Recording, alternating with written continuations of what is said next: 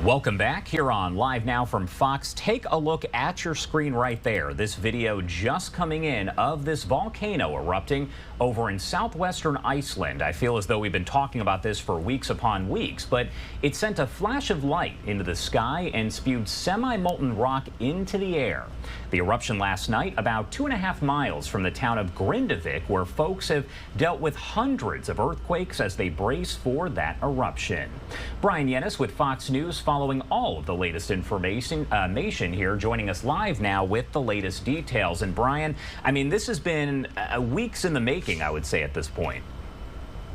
Oh, absolutely, Josh. Look, we were in Iceland about a month ago when the town of Grindavik was evacuated, fully evacuated, population 4,000 people, because they believed a volcanic eruption was imminent given the thousands of earthquakes that caused damage to that town and in and around that town. But now here it is. It happened last night at 10:17 p.m.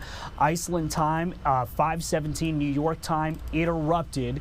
Now, look, it's still happening. It's not every day that you see these breathtaking images live of a volcano erupting, but that's exactly what the world has been watching now for some 16 hours. When it erupted, it spewed lava about 330 feet into the air, fountains of lava. In fact, it was about 66,000 gallons per second in the first couple of hours of this eruption. That has since decreased that volume to about a quarter of that, but it is still going. And at this point, the question is, how long does this eruption last? Does it end today? Does it last weeks? And if that fissure in which this lava is coming out of, it's about a 2.5 mile long crack in the Earth's surface, does it expand?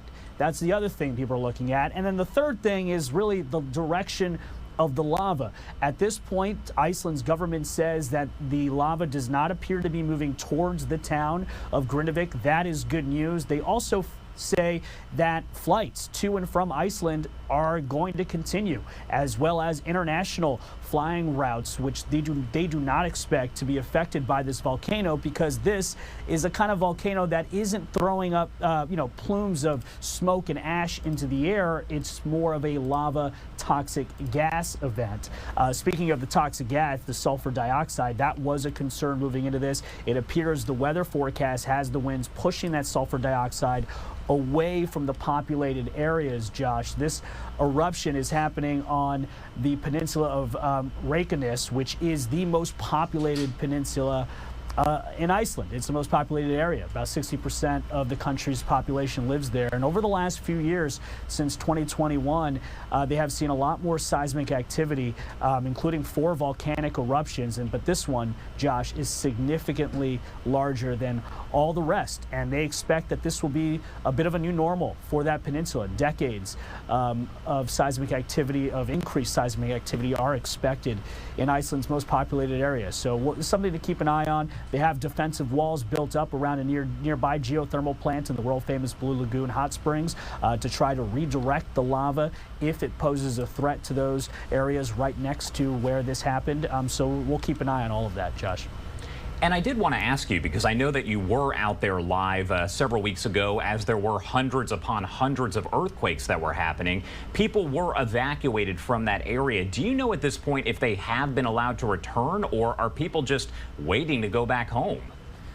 Yeah, there was talk that these folks may never be able to go back home. Part of that was whether or not this eruption was going to happen in the middle of the town. It looks like the worst case scenario has not happened, so that is good news for these folks. So they have not been allowed to go back. They had been allowed to go back to get a couple of things here and there over the last few weeks, but at this point, there's no telling how much longer they're going to be kept from going back home, and if they're going to be allowed to go back at all. We have to see where this lava is going to go and how this seismic activity moves forward. I guess the good news is that they believed that the majority of the buildings in Grindavik are still structurally sound. So as long as this lava doesn't wreak havoc on this town or destroy this town, I guess it's a question of when, not if, they'll be allowed in, but who knows that timetable, Josh. Who knows? All right, Bryan Llenas there with Fox News, following the story very closely. Thank you so much for taking the time to be here with us and break down the latest. We appreciate it. Thanks, Josh. Take care. You too.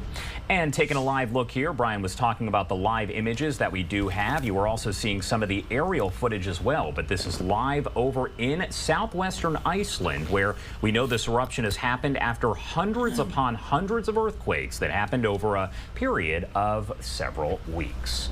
We will follow the latest here and bring that to you live on Unfiltered as we do get it.